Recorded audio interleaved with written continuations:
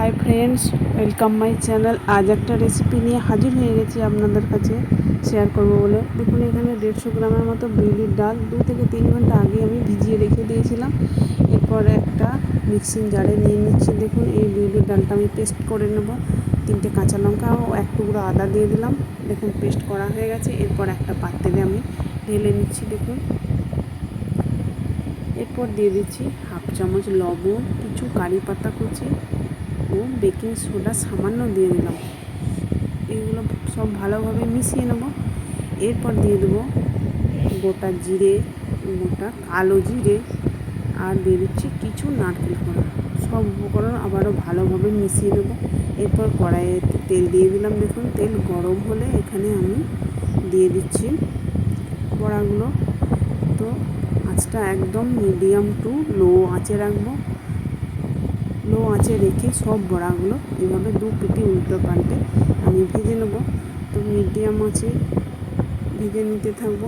তা নাহলে কী হবে, বড়াগুলো উপর থেকে ভাজা হয়ে যাবে কিন্তু ভিতরেতে কাঁচা থেকে যাবে।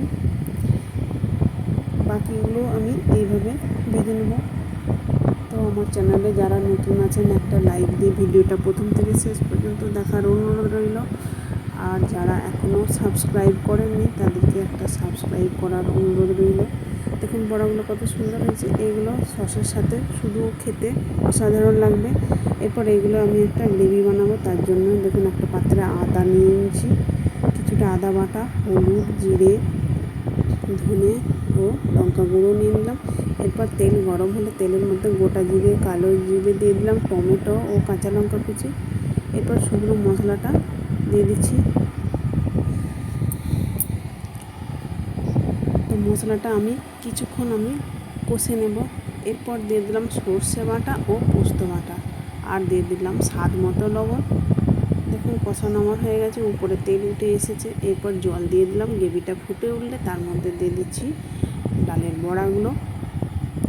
তো আপনারা বাড়িতে অবশ্যই বানিয়ে দেখুন, কেমন হলো কমেন্ট করতে জানাতে।